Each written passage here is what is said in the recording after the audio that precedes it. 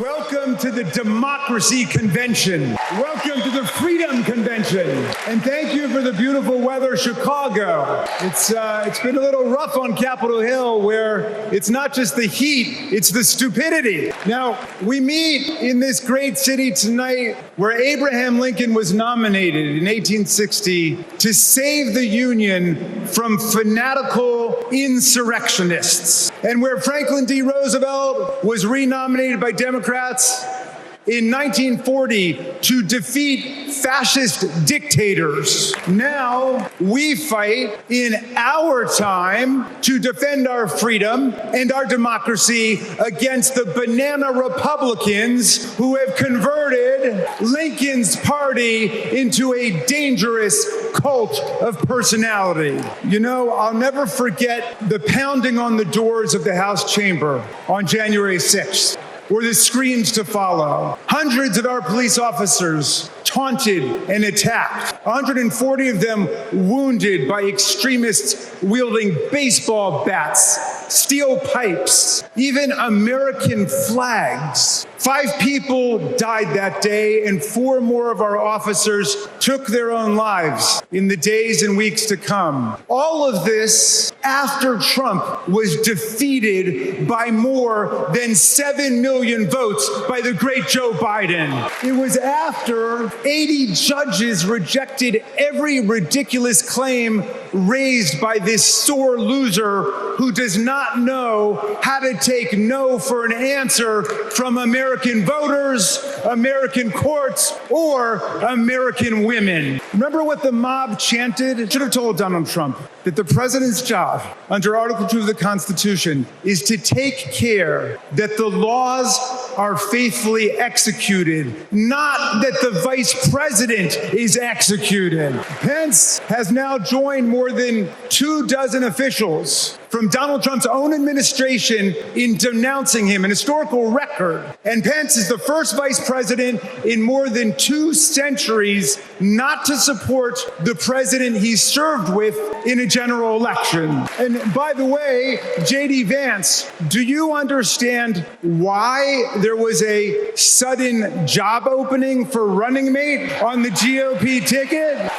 They tried to kill your predecessor. They tried to kill him because he would not follow Trump's plan to destroy and nullify the votes of millions of Americans. Your votes, Pennsylvania. Your votes, Michigan. Your votes, Georgia, Nevada, Arizona. Are we going to go back to the days of election suppression and violent insurrection? We're not going back. Well, look, 1 week after that beautiful day, as Trump calls it, the Republicans, 10 Republicans, joined all of the Democrats to impeach Trump for the worst high crime and misdemeanor ever committed by a president, inciting insurrection against our own Constitution. Make no mistake, a man who uses fraud, theft, and violence to take power will commit any crime to keep it. And now Trump's promising to pardon hundreds of his fellow criminal convicts and insurrectionists. He calls for, quote, the termination of all rules, regulations, and articles, even those in the Constitution. My friends, are we the people going to let Donald Trump terminate our Constitution and obliterate the blessings of liberty for our posterity? That's right. We're going to elect Kamala Harris. We're going to elect the career prosecutor and inspiring public servant and Coach Walls. And we're going to defeat Donald Trump, the career criminal and incorrigible recidivist con man, and his pet chameleon, JD Vance. And America, let's make it a landslide so big that Donald Trump and his kangaroo court Supreme Court justices cannot even try to steal it. Let's make every vote count. Let's make sure every vote is counted. Let's let freedom ring, and let's let democracy work in America. We spend a lot of time deconstructing the news, trying to parse it into a form that everybody can understand. We try to find those little nitpicks where it flies above the fray, etc.